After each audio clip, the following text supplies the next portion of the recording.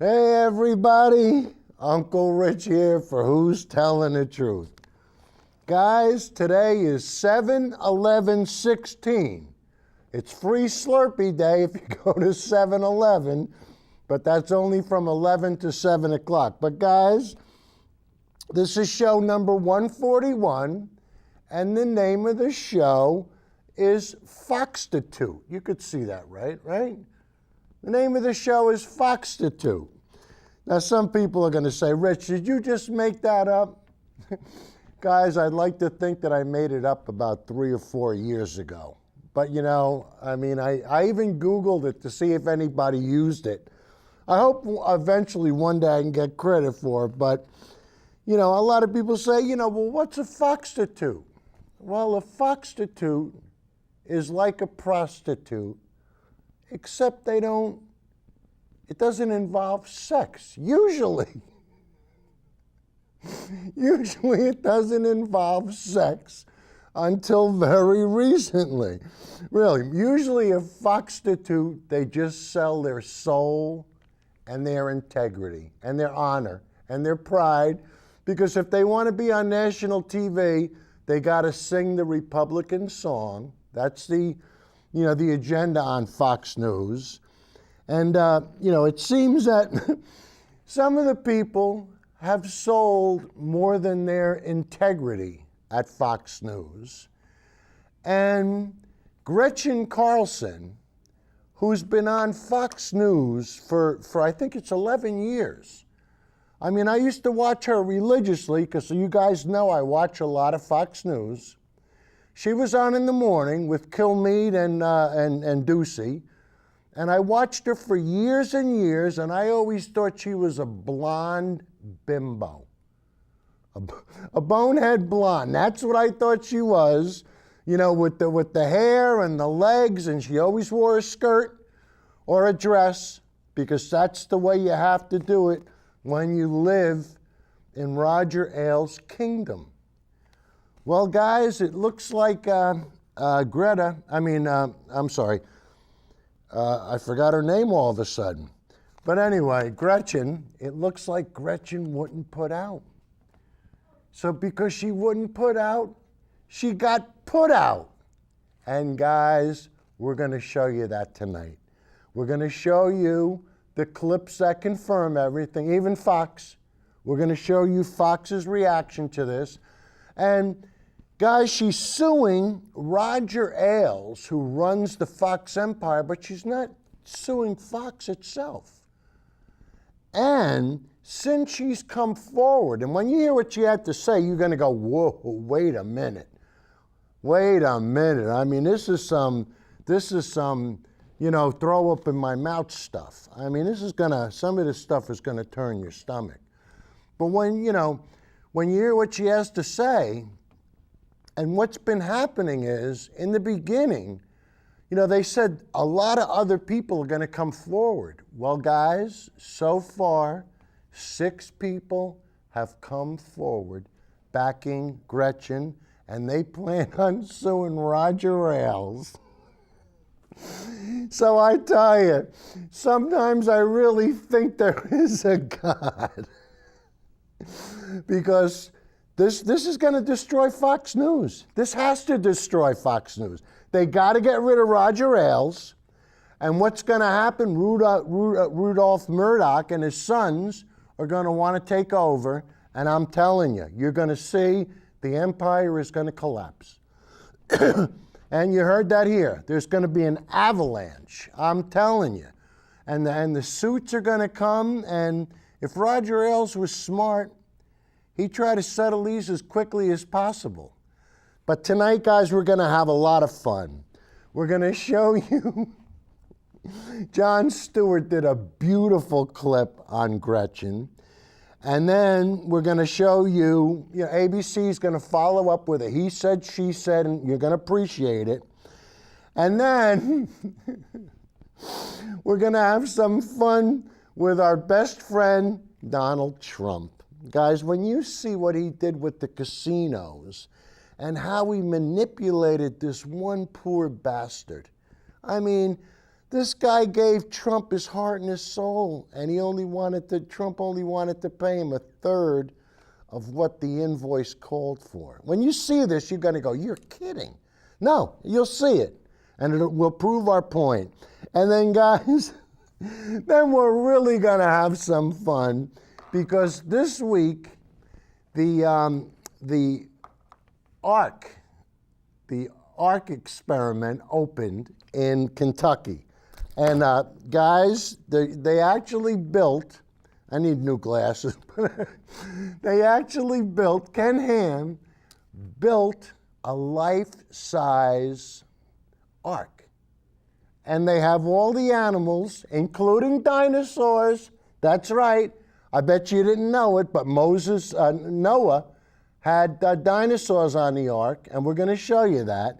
And we're going to show you Bill Nye's response to the Ark. And it's just unbelievable. I think it's called an Ark encounter. And I'll tell you, this is an encounter, guys. This is how you trick the simple folk. And you fleece them, and you take them for everything they're worth. It costs $40 to get into this, quote, museum. And then, of course, and believe it or not, if you want to work at the Ark, you have to sign a statement of faith. Yeah. You have to admit that you're a Christian, you follow Jesus Christ, everything is true and real. And guys, when you see the statement, you're going to go, wow, Rich, if I didn't see it, I wouldn't believe you. All right, but anyway, guys, let's start the show. Let's have some fun. And like I said, I used to think Gretchen was a blonde-haired, boneheaded bimbo. And I thought they only had her on the show because, just for her legs and for her beauty. But guys, when you find out that she was valedictorian of her high school graduating class, she graduated from Stanford. She went to Oxford University in England. And she was Miss America because of her violin skills. And when you see it, you're not going to believe it. But anyway, guys, let's start the fun. So, Judy, let's have clip number 1, please. Guys, isn't he terrific? So, Gretchen's, she's highly qualified. I would almost say she's brilliant. So she's got to dumb herself down to go on Fox so that she can trick all the simple folk into thinking what Fox wants them to think. And I tell you, I never realized she was so accomplished. But I really hope that everything works out well for her in this suit. And, I think it's a matter of, it's more personal than anything else. And when you hear the next 2 clips, the first clip is going to be Fox. It took Fox about 3 or 4 days before they finally fessed up and admitted that there was a problem. So we're going to play that clip now. This is Shepard Smith, and this is Fox really facing the music. So, Judy, can we have clip number 2, please? Fox News Chairman Roger Ailes is responding to a lawsuit filed by lawyers for Gretchen Carlson, calling her accusations or allegations false and offensive. Gretchen Carlson is accusing Ailes of sexual harassment and wrongful termination after the company reports her contract was not renewed in June. She also claims her former co-host, Steve Doocy, created a hostile work environment. Roger Ailes said in a personal statement, and I quote, "Gretchen Carlson's allegations are false. This is a retaliatory suit for the network's decision not to renew her contract, which was due to the fact that her disappointingly low ratings were dragging down the afternoon lineup. When Fox News did not commence any negotiations to renew her contract, Ms. Carlson became aware that her career with the network was likely over and conveniently began to pursue a lawsuit." Ailes continues, "Ironically, Fox News provided her with more on-air opportunities over her 11-year tenure than any other employer in the industry, for which she thanked me in her recent book." Ailes writes, "This defamatory lawsuit is not only offensive, it is wholly without merit and will be defended vigorously." Fox News parent company 21st Century Fox announced it has launched an internal review and that it has full confidence in both Roger Ailes and Steve Doocy. We'll be right back. What are they gonna say? I mean, this, now we're talking about some serious stuff. And I tell you, how they're gonna wiggle out of this. Now, of course, the liberal media is the one that's causing all the problems, and the conservative media has got all the facts right. But guys, we're gonna give you, ABC did a beautiful clip on this, and they laid the cards on the table, and you can watch just as well as I do with the he said, she said, they said.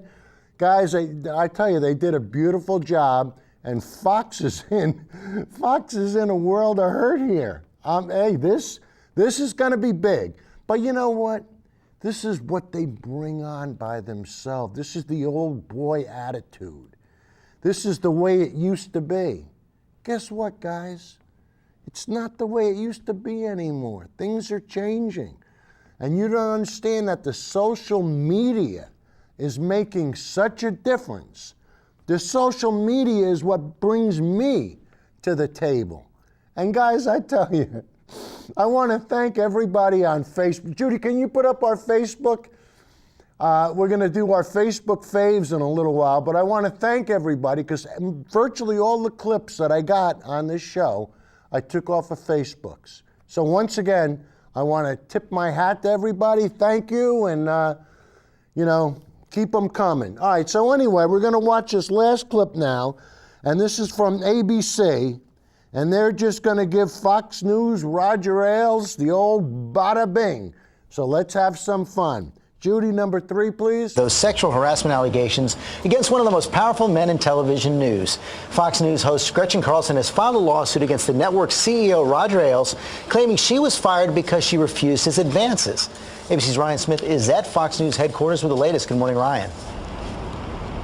Good morning, George. For 11 years, Gretchen Carlson was a stalwart at Fox News, known for speaking her mind. Now she's speaking out against her former boss, claiming he subjected her to severe and pervasive sexual harassment and sabotaged her career. I'm Gretchen Carlson. This morning, award-winning journalist Gretchen Carlson taking on Fox News chairman and CEO Roger Ailes, filing a sexual harassment lawsuit, claiming her refusal of his unwanted sexual advances cost her her job. Thanks so much for being part of The Real Story. In the suit, Carlson claims the media mogul subjected her to severe and pervasive sexual harassment at Fox News, alleging Ailes injected sexual and/or sexist comments into their conversations, even asking her to turn around so he could view her posterior. Carlson alleges when she met with Ailes to discuss how she was being treated, Ailes told her, "You and I should have had a sexual relationship a long time ago, and then you'd be good and better, and I'd be good and better." Carlson only naming Ailes as a defendant, but in her complaint, the married mother of 2, also claiming her former Fox and Friends co-anchor, Steve Doocy, got a Fox News alert for you. treated her in a sexist and condescending manner. She alleges when Ailes learned of her complaints about Doocy's behavior, Ailes responded by calling Carlson a man-hater. Carlson was taken off the popular morning show in 2013 and given her own afternoon show. But on her final Fox and Friends appearance, she only had positive things to say about Ailes. Thanks very much to Roger Ailes, who runs this corporation, for believing in me and giving me this opportunity. Now, Carlson claims that move, along with a salary cut and Ailes' refusal to renew her contract last month, were all in retaliation for her complaints of harassment and discrimination and because she rejected his sexual advances. The 76-year-old Ailes, one of the most powerful men in cable news. We discovered a secret niche in broadcasting half the American people. Tells ABC News Carlson's allegations are false. This is a retaliatory suit for the network's decision not to renew her contract, which was due to the fact that her disappointingly low ratings were dragging down the afternoon lineup. Ailes has faced allegations of sexism in the past. This 2014 unauthorized biography claims the CEO wanted his female anchors to show off their legs. Fox News fought back at the author, saying he was never given direct access to Ailes and the book was never fact-checked with them. On Wednesday, the former Miss America tweeting out this blog she wrote last year, recounting her experience with sexual harassment as a young reporter, something she's addressed on air. I knew over time that the newsroom would start a buzz like, oh, here comes a former Miss America, she must be a bimbo. Carlson telling ABC News the lawsuit was a difficult step to take, but adding, I had to stand up for myself and speak out for all women. Carlson is seeking unspecified damages. Ailes and Fox News claiming that the lawsuit is defamatory and offensive and promising to defend it vigorously. And the network's parent company, 21st Century Fox, saying that while they have full confidence in Ailes and Ducey, they take these allegations seriously and are conducting an internal review of the matter. George? Let's see what comes of that. Let's talk about this with our legal team, Dan Abrams and Sunny Hassan. Dan, let me begin with you. She's claiming sexual harassment in the workplace, but the lawsuit itself against Roger Ailes personally, not against Fox News. That's right, which is unusual. Typically, you would file a lawsuit against the entity, the deep pockets here. This makes it feel like it's personal against Roger Ailes. She's not suing Fox in this context. And so the question's going to become, what corroborating evidence does she have to avoid making this he said, she said? Are there audio tapes? Are there emails? Are there other witnesses? Are there contemporaneous notes that she took immediately after some of these comments were made? These are the sorts of questions you have to ask in any kind of lawsuit like this. And then the other add to that, though, I think when you look at this, you're right, Dan, that people typically sue the parent company because they're going for the money. I think the fact that she made this personal, that she made it clear that her grievance is only with Roger Ailes, not with Fox News, not with its parent company, gives her more credibility because it's personal, and sexual harassment generally is. So the fact that she's done it this way, I think, shows that she's very brave, and I think she gives Fox News and its parent company a pass, so to speak. But she also seems to suggest that she's not alone here, suggesting that others at Fox News were promoted because they didn't rebuff. Well, not alone, meaning she's saying she is alone in the sense that she rebuffed it, right? I mean, she's making a very, very salacious allegation here, which is that other women at Fox News effectively got promoted because they did not rebuff Roger Ailes' sexual advances.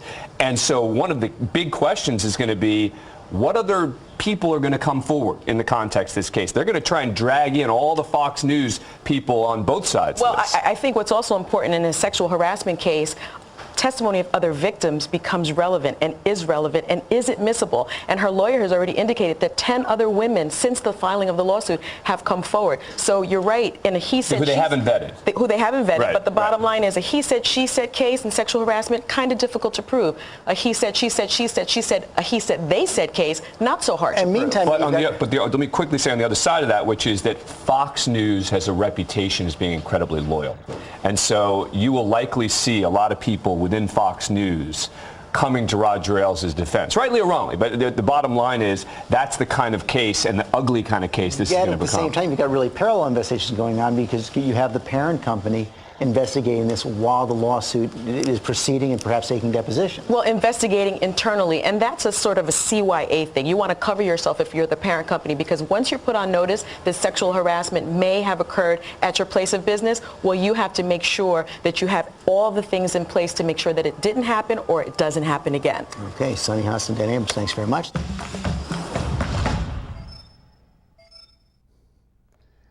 Guys, this is going to open the floodgates. This is going to create the Bill Cosby effect. You're going to start to see women come out of the woodwork. And, initially, I think 10 women said they were going to stand with Gretchen. But so far, 6 have actually made dispositions. So I'm telling you. But what about the other guys, the other women that still work at Fox? Are they going to have this suspicion hanging over their head?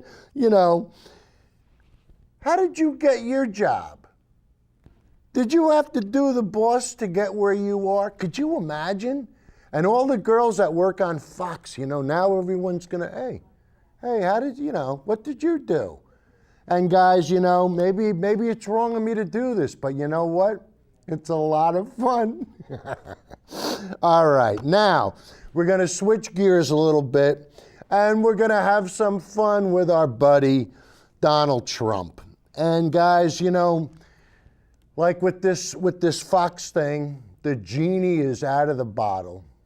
Well, we're going to rub the genie lamp and show you exactly what Donald Trump did with his casinos and how he tricked and bamboozled and took advantage of everybody.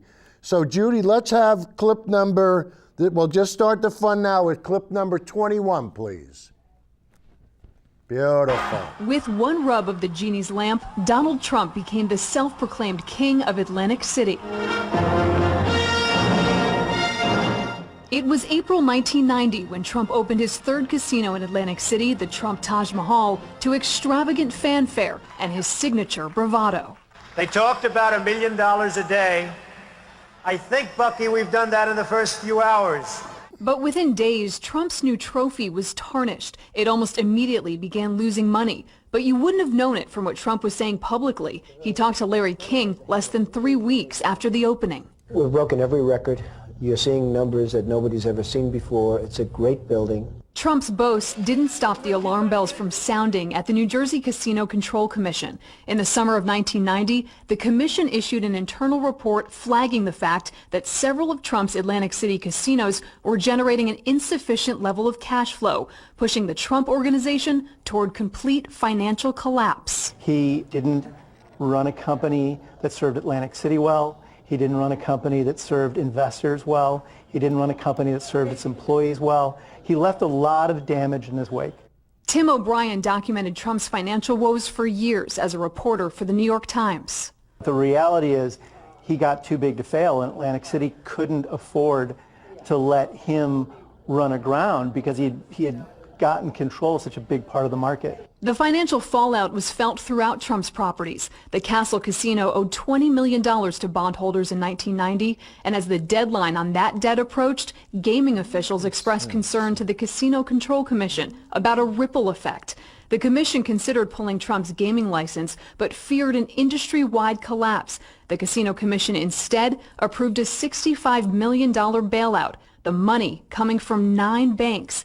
It also put a strict limit on Trump's personal spending, budgeting him $450,000 a month for the first year, with decreasing amounts for the next 5 years. Ever the outward optimist, Donald Trump touted the bailout as a win. We had a great victory. I'm happy as hell. But the Casino Commission lamented the position it was forced into.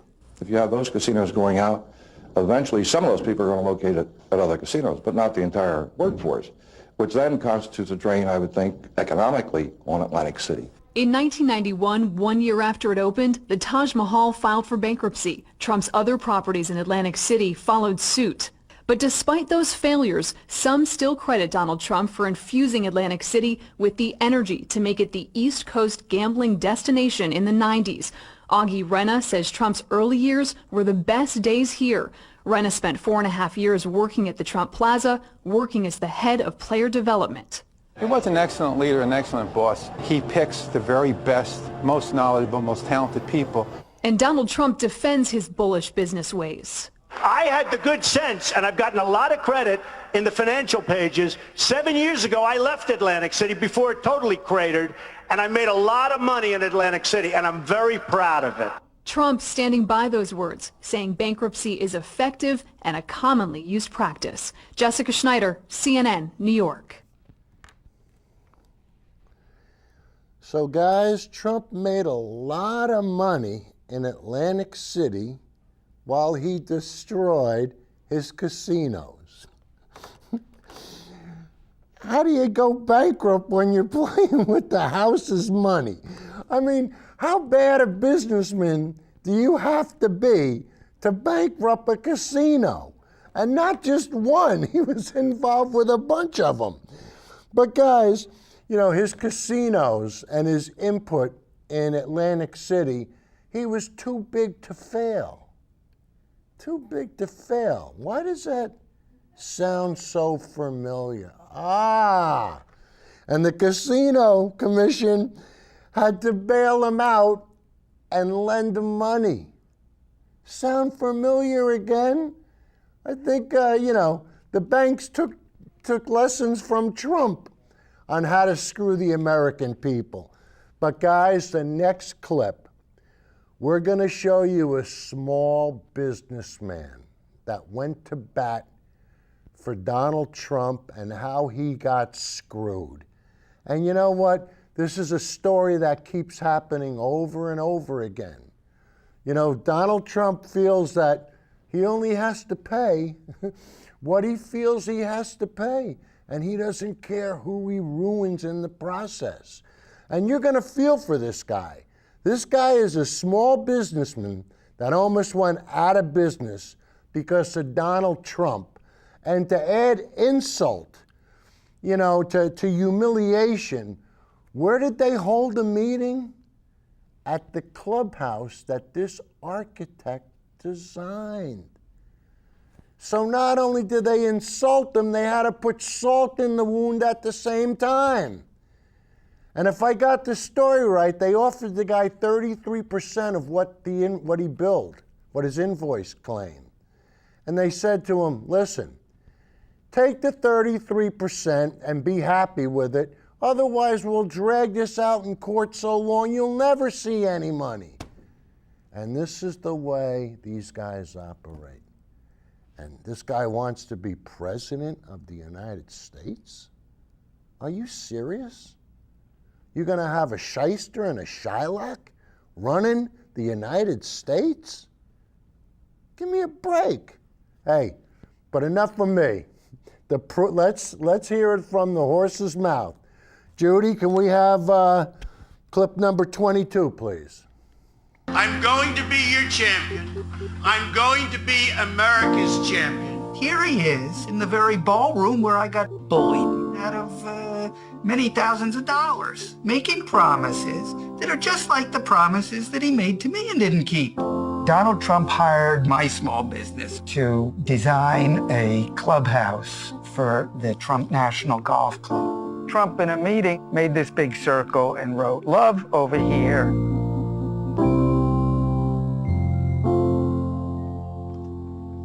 I've built an extraordinary business on relationships and deals that benefit all parties involved. I sent a bill. It wasn't paid. The Trump organization said they would meet me at the clubhouse. There were probably 15 Trump organization people. They were going to offer me way less than half, barely a little more than a third of what we had built.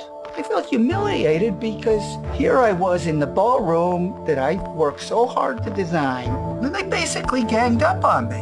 I didn't feel that I had a lot of choice but to accept their lowball offer. I had already paid out that money. That was money gone. That was just absorbed by me personally. So we sent that invoice, and it wasn't paid. I went and I met with Mr. Trump in his office, and he said, I really don't think I should pay anymore because I spent too much on this building.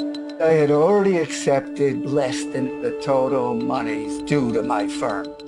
And he basically said he only wanted to pay me half of that amount.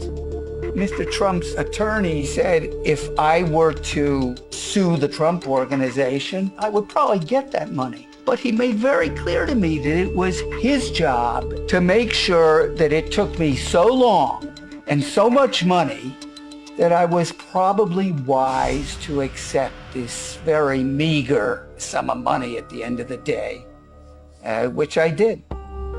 I decided that I didn't want to fight the fight. It almost put me out of business.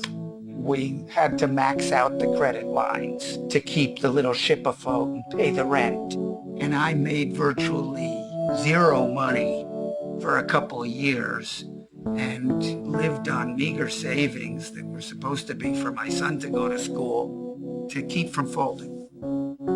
because I was the little guy, he was winning and wanted to keep winning, and his definition of winning is making sure the other guy loses. And that way of doing business is just not very fair to the little guy. We will make it very, very good for our companies, for our small businesses, and for people that want to survive and do well in our country.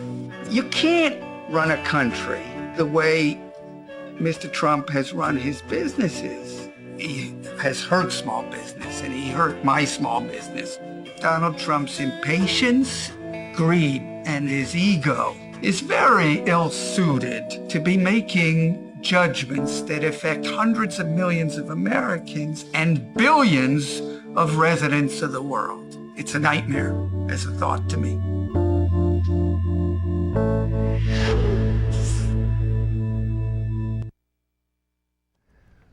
Guys, you heard it. I mean, this is Trump's itinerary. He doesn't care. I was a small businessman. I ran my own company. I installed Central Vax. I think I told everybody the story. And guys, when I billed, I would bill 50% after I did the rough end, the other 50% when the job was done. In all the years I was in business, I only had one problem. One guy stiffed me. And it was only out of $300. So you're going to say, oh, Rich, what's $300? Big deal. That's no big deal. Let me tell you something. $300 is my profit for the day. When you don't pay me $300, guess what happens? Things start to cascade. Because then the tools I gotta buy, the pipe I gotta buy, the fittings, everything cascades. So you get a guy like Trump, he doesn't care. We'll tie you up in court so long you won't know what happened. So you have to settle. And he wants to run the country like this? All right, but anyway, now we're gonna go to the section of the show where we do the Facebook faves. So hopefully Judy's got her fingers ready to go. And we're going to put all these memes and the thumbnails are all going to come from Facebook. And guys, I tell you, a lot of times, that's why if you spend an hour with me, I do virtually the whole week. Anything that's really interesting on Facebook, I'm going to put on this show. And if you got something you want to say to me, Judy, can you put up our Facebook address again? But guys, and while you're doing that, Judy, can we start with the first still? It's going to be number 37. There we go. All right, now can we have number 37? No, that's the very last, that's 52.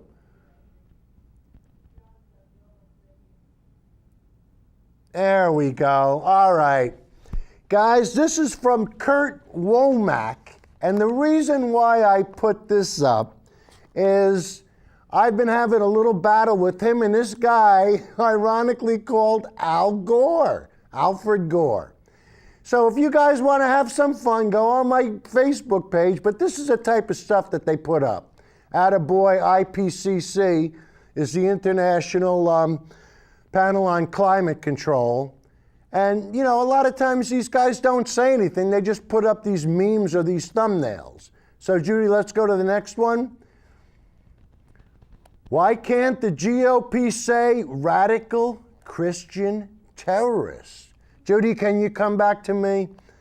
What do we hear on Fox News all the time? Radical Islam terrorists. Why? Because that's the dog whistle. That's what they want. That's what they want, the people, the hate and the fear. Oh, radical Islam. Guys, will you ever hear radical Christians? No. What about the kid that shot the 9 people in a church while they were praying? Can you believe that? Another white guy. I mean, but of course, these white guys never make it on Fox News. And hey, we're not going to start throwing stones yet, but we will. All right, Judy, let's have the next one. 90% of Americans support universal background checks on all gun sales. 96% of House Republicans oppose it. Just who do Republicans represent? And isn't that the truth, guys? And it's these little memes like this. I mean, you know, you see a little snapshot, and that's all you need. You know, a lot of times, like an hour-long diatribe like I'm doing can be overbearing. But, you know, if somebody looks at the meme, boom, boom, boom, the message is absorbed, it's taken, understood. All right, next, Judy.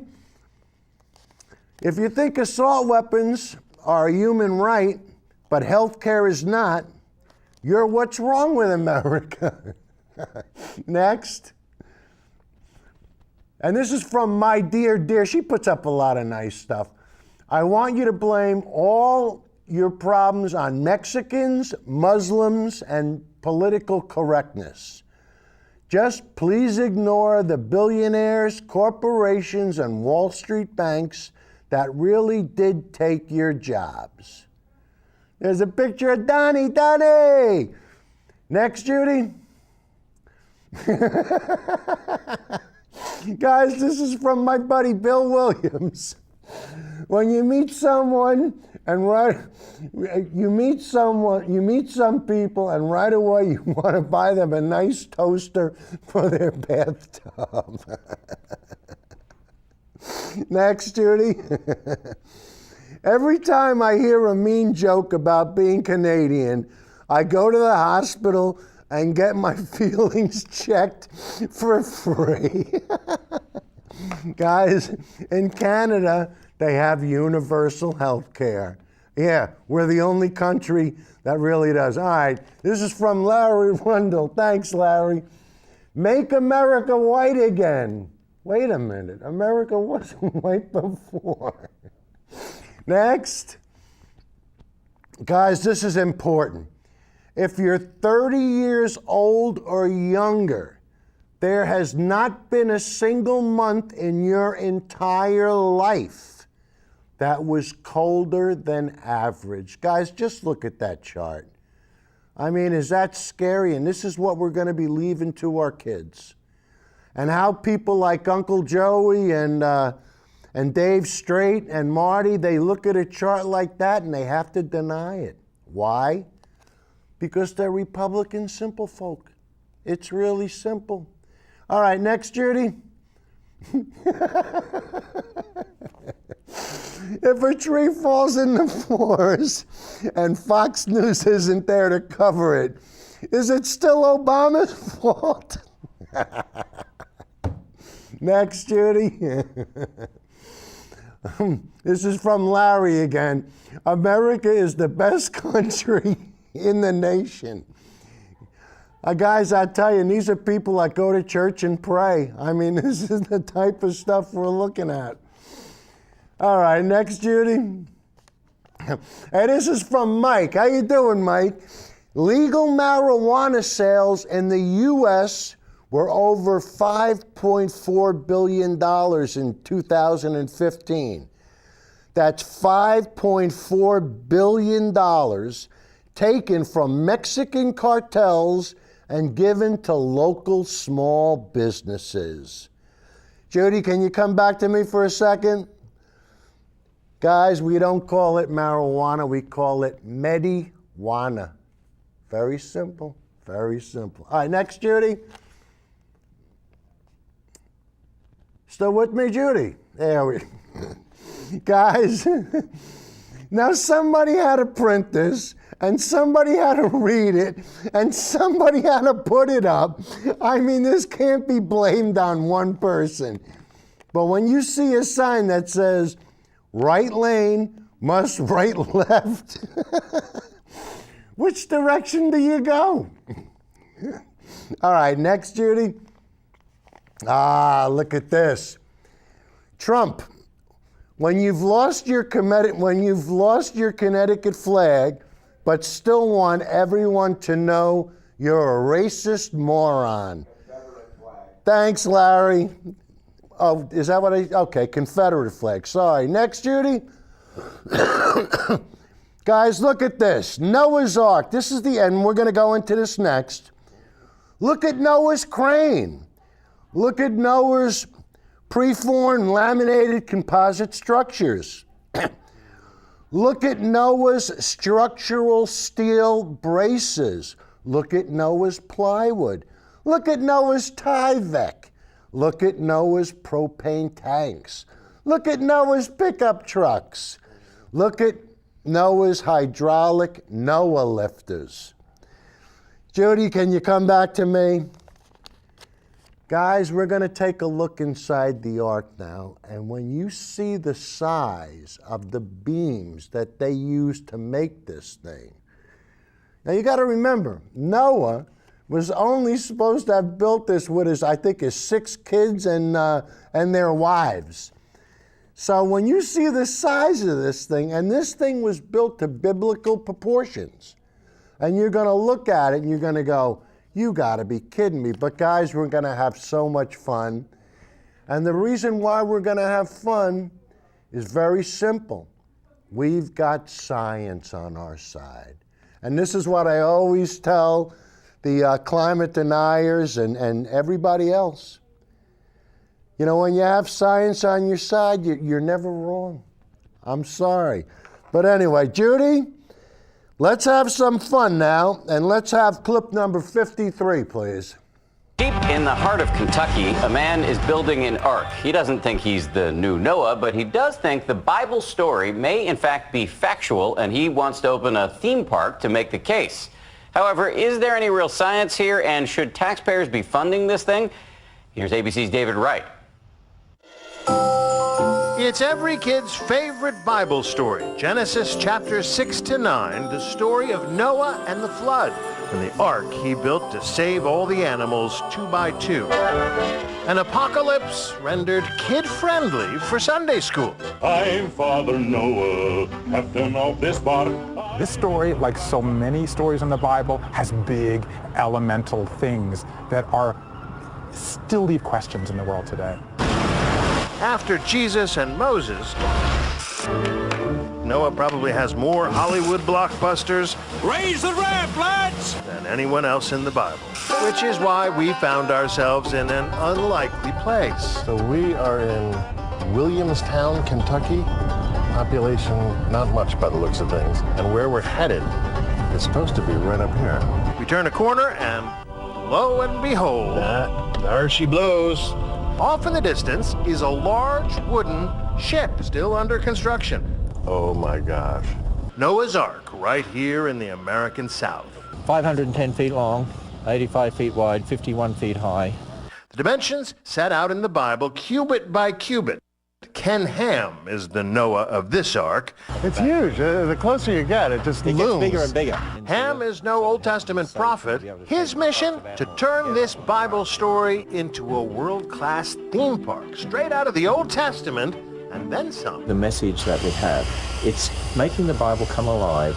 Really, by building Noah's Ark, we're saying, this really happened. This is plausible. When finished, Ham says, his ark will be 7 stories tall and a football field and a half long, the largest timber frame structure in the world. Among the construction workers building the ark, Amish carpenters. You kind of looked apart a little bit. The artists creating the exhibits are believers too. The designers are tasked with creating 2 of every kind, lifelike creatures, even if you might not remember them from Sunday school. This is not one that I recognize. Yeah. Okay, so what is this? This Kind of an abominable here? snowman? This is a Nisodon. What are you making here?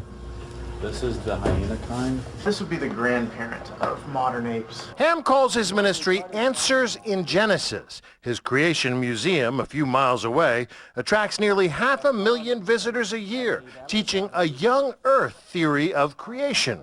That God created the earth in 6 days, and that on the 7th day he rested, just like it says in Genesis. One problem with that approach, where exactly do dinosaurs fit in? Do you believe that Noah took one of these onto the ark? Well, the Bible says Noah took 2 of each kind. It seems like if you took one of those on board, everything else might as well stay home. If you ask me if Ken Ham's creation model is viable, I say no. That concept is an immediate deal breaker for Bill Nye the Science Guy, who says dinosaurs died out long before humans came along. Off by millions and millions and millions of years. And to teach young people, were Allosauruses really on the Ark? No, Allosauruses could not be on any boat anybody built 5,000 years ago.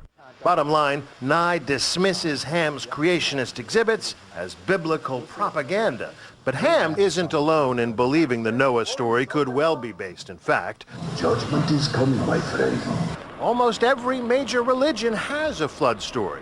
And in this era of rising oceans and global warming, respected scientists search for evidence of an ancient flood, among them underwater archaeologist Bob Ballard.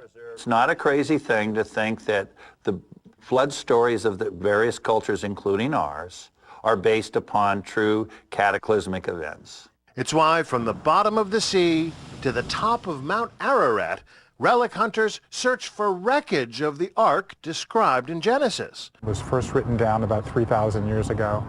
That is 30 centuries, and we're still talking about it today. Author Bruce Feiler follows the footsteps of relic hunters in his PBS series, Walking the Bible. Why? Because it gets at our deepest fears and our hopes and our desires. But for Ham, the biblical story isn't just a metaphor or a cautionary tale. He sees it as fact, and so does everyone who works for him. It's actually part of the hiring policy.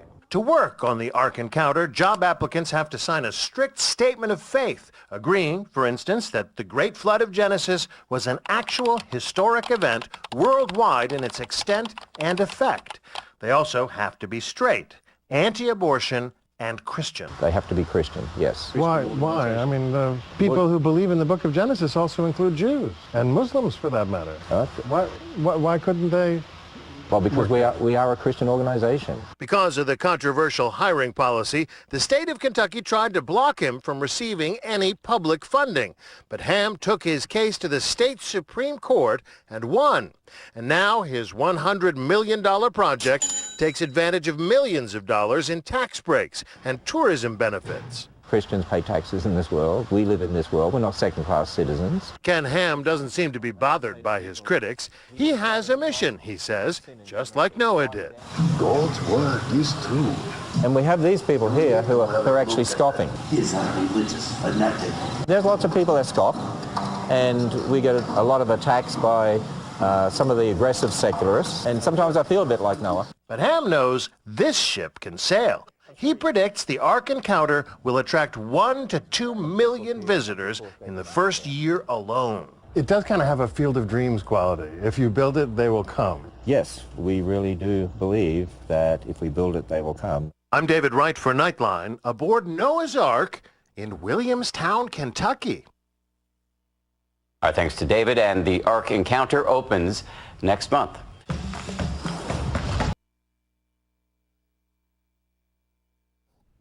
You can't be straight, anti-abortion, and you have to be Christian to work there. Kind of simple, isn't it?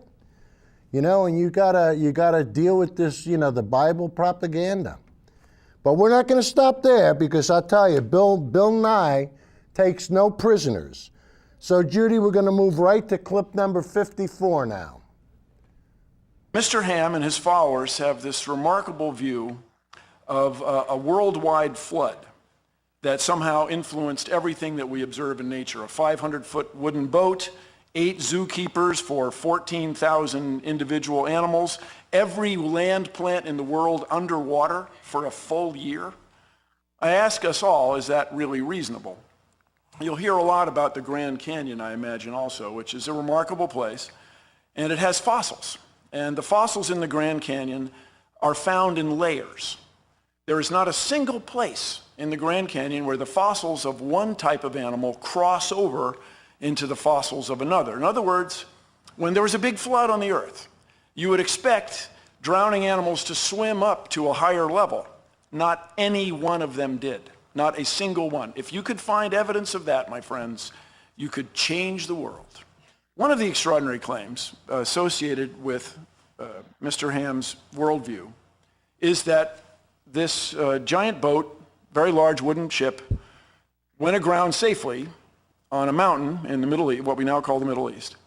And so places like Australia are populated then by animals who somehow managed to get from the Middle East all the way to Australia in the last 4,000 years. Now that to me is an extraordinary claim. We would expect then, somewhere between the Middle East and Australia, we would expect to find evidence of kangaroos. We would expect to find some fossils, some bones. In the last 4,000 years, somebody would have been hopping along there and died along the way, and we'd find them. And furthermore, there's a claim that there was a land bridge that allowed these animals to get from Asia all the way to the continent of Australia, and that land bridge has disappeared in the last 4,000 years.